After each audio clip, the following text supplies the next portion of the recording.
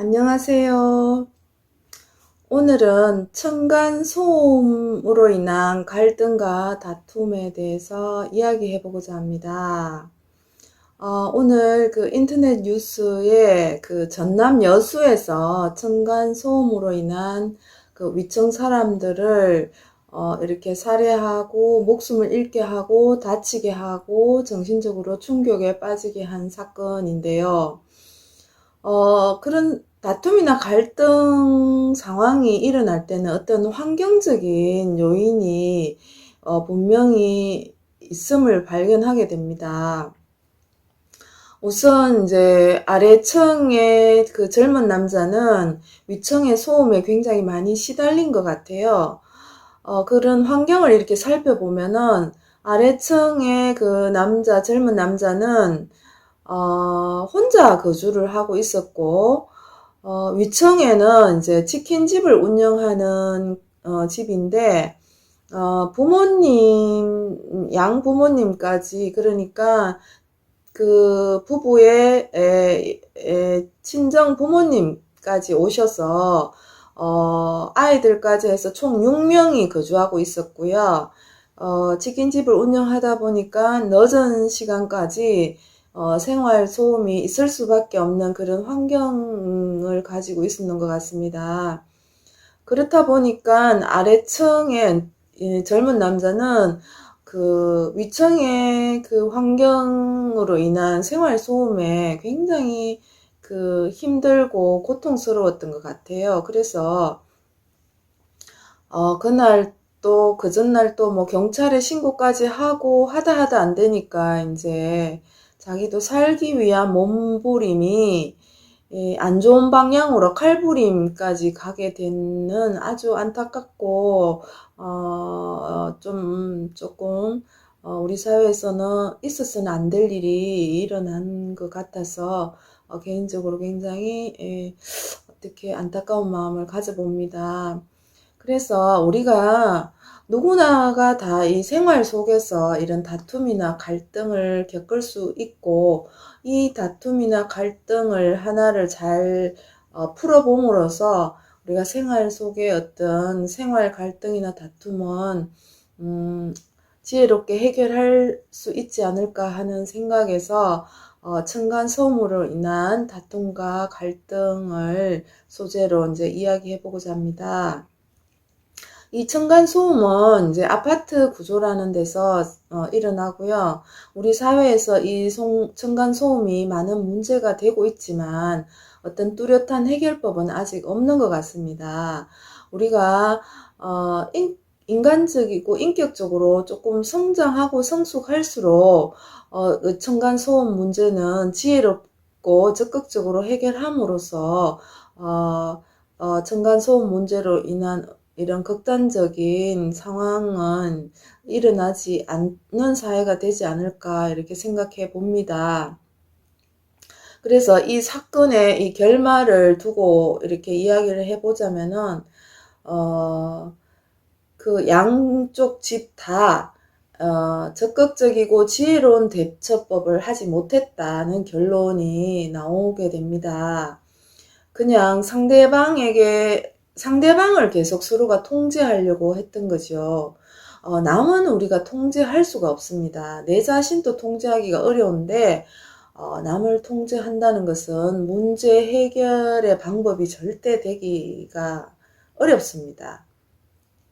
그래서 문제 해결을 위해서는 내 자신이 바뀌어야 되고, 내 자신이 움직여야 되고, 적극적이고 지혜로워야 됩니다. 그러면은 일단은 이 다툼이나 갈등은 스트레스 상황인데요.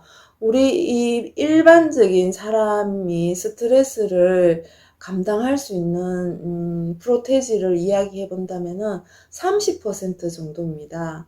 30% 정도의 소음은 우리가 이겨낼 수 있습니다.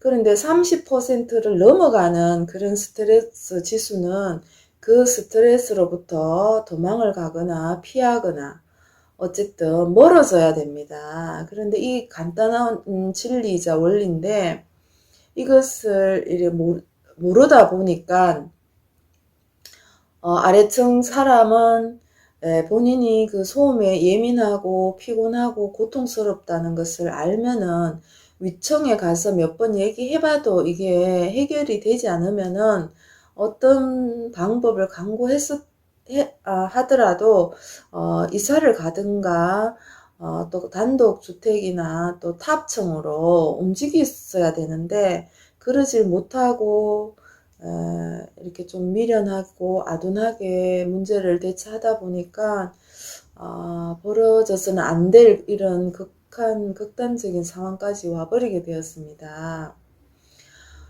그리고 이제 위청 사람은 어떻게 하면은 더 또 지혜롭고 적극적인 문제 해결 방법이 될 수 있을까요?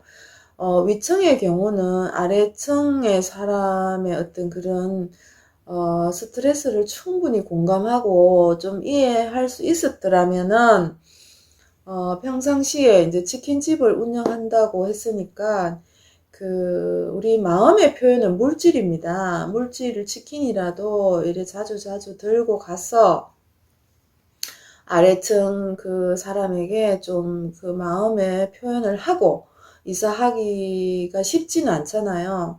그래서 뭐 가장 좋은 방법은 또 이사를 갈 수 있으면 가면 좋은데 그렇지 못할 경우에는 어떤 여러 가지 상황에 의해서 가지 못할 경우에는 이런데 평상시에 이 마음을 얻어야 됩니다. 서로의 마음을 이해하고 마음을 얻고 이렇게 신뢰를 이렇게 쌓아가면 그 아무리 소음이라도 서로가 또 이해하게 되고 서로가 또 그런 관계를 통해서 더 조심하게 됩니다. 그런데 이런 적극적인 노력은 흔적은 글쎄요 뭐 뉴스상으로는 보이지 않았는데 우리가 일상생활 중에서 이런 평상시에 어떤 갈등 해결을 위한 어떤 만약에 내가 조금 더 유리한 입장에 있잖아요. 위층 같은 경우는 아래층은 아무래도 이제 그 소음에 노출되어 있다 보니까 굉장히 괴롭고 힘들고 고통스러운 상황이잖아요.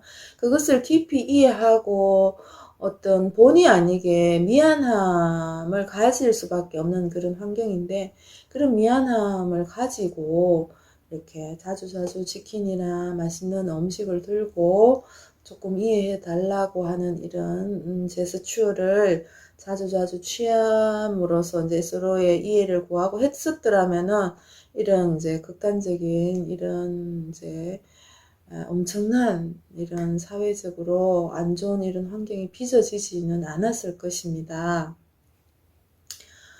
그래서 오늘 이야기하고 싶은 것은 우리가 사소한 갈등이나 다툼이 엄청난 큰 상황으로까지 벌어진다는 것을 이제 이야기하고 싶고요.